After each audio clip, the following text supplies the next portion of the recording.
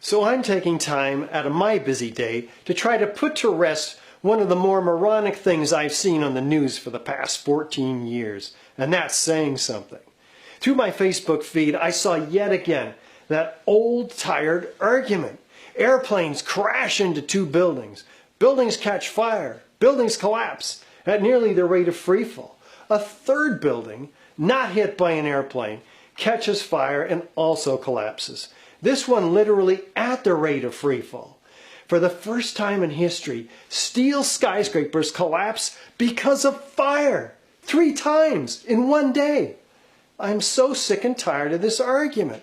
Now, I'm not going to make any claims as to what did or did not happen. Although, if it was a conspiracy, other than the official one involving the 19 hijackers, I do care. But what I'm upset about is the absurd engineering argument that you guys are making. I'm not arguing the facts.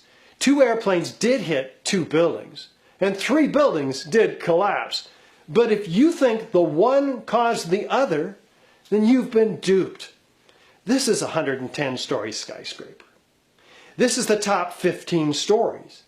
Do you see how the 95 stories below are supporting the 15 stories above? Okay, now, here I have an identical 15-story section of the skyscraper. Same structure, same mass, but nothing below it. And I want you to see something very interesting. If you drop these at the same time, according to the official story, this one will reach the ground at the same time as this one, essentially in free fall, as they put it. One has nothing below it. The other has 90,000 tons of structural steel supporting it. Check it out.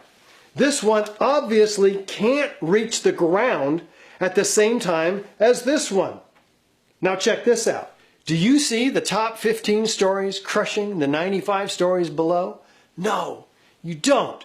The top block disintegrates by itself in the first few seconds without even impacting the building below. And then the building below begins to destroy itself.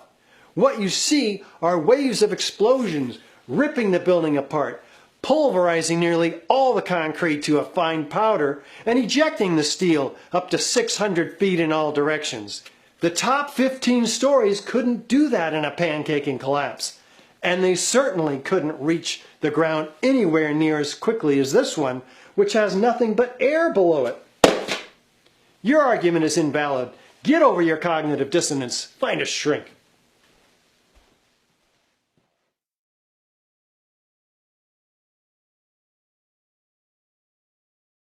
Get down below and you'd see molten steel. Molten steel running down the channel rails. Like you're in a foundry. Yeah. Like lava. Like lava. From a volcano.